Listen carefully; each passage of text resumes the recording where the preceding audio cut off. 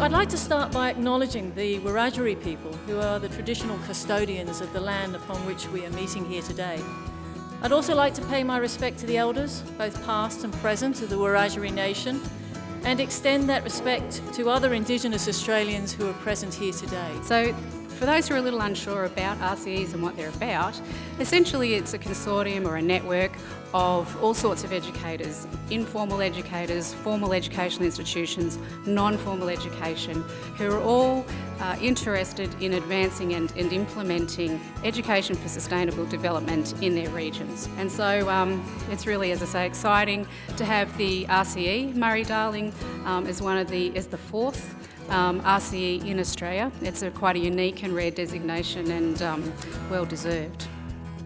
So our narrative starts with "for the public good," which is taken from the writings of Charles Sturt, after which obviously the university was named, because he said in his explorations that what he was really seeking to achieve was the public good rather than any kind of selfish fame through that. And the narrative goes on to say, "We are a university of the land and people of our regions. True to the character of regional Australia, we have gumption, we have soul, and we collaborate with others," and I want to come back to the collaboration. We develop holistic, far-sighted people who help their communities grow and flourish.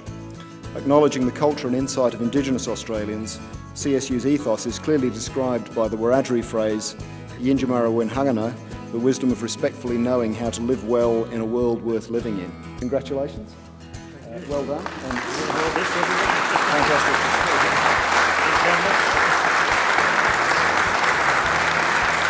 The essence of the RCE is to engage as many different types of organisations that we can. My role is really to represent the part of CSU which is supporting the RCE. We're not intending to, we don't own it, we're just part of it, but we'd really like to use the links that we can make across the RCE to develop the entire program through from the teaching and training, etc., to new activities. And John sent me an email and said, "Would you be interested in coming to this event?"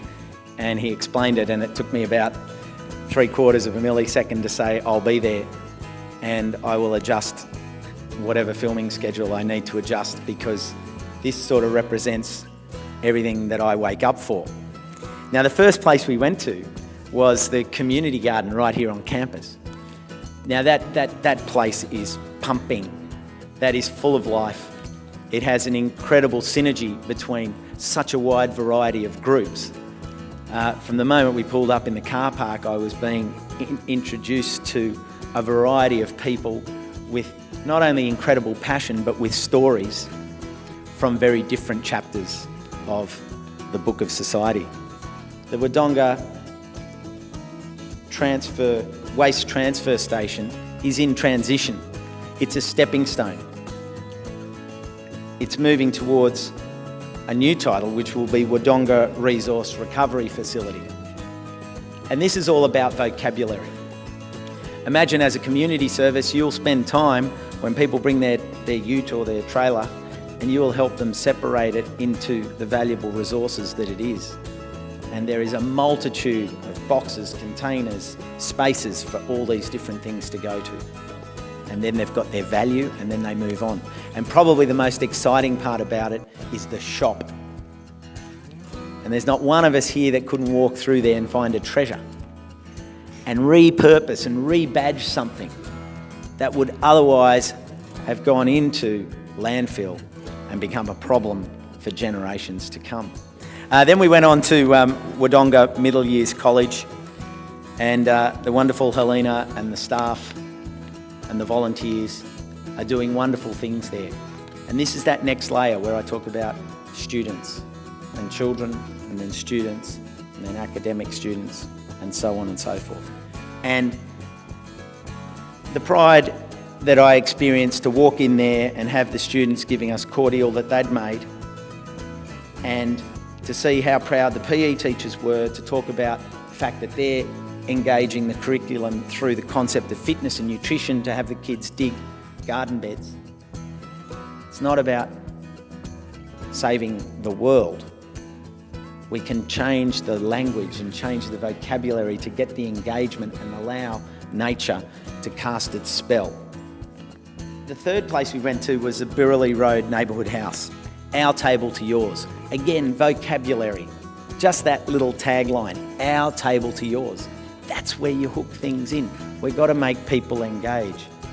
And there's some of the food. They're pumping out thousands of meals a year. The Murray Valley Centre came. The kids from the Murray Valley Centre, they were fantastic. And we're talking a mixture of high function autistic, coming down there once a week and participating in that garden. And they grew from seed the beetroots. And then they're planting them out, and then they're harvesting them and helping cook them. We finished up at Banjura, and that was a big finish. The kids there, it was Halloween, they were fired up. There was calls of Oscar all over the shop. Oscar come here and Oscar come there. But they're doing, again, starting right down there at the beginning, influencing the children, directing their thinking, creating a new vocabulary, and most of all, sharing that education with their parents. They're taking it back home. From things such as green cleaning, gardening, recycled materials for their projects, even just drying the clothes on the line instead of on the dryer, little things like that. And of course, their big ticket issues like lowering water and energy use. We're gathered in a place of learning and great opportunity. It's an opportunity to take this educational research into real time, real frontline, community-based reality.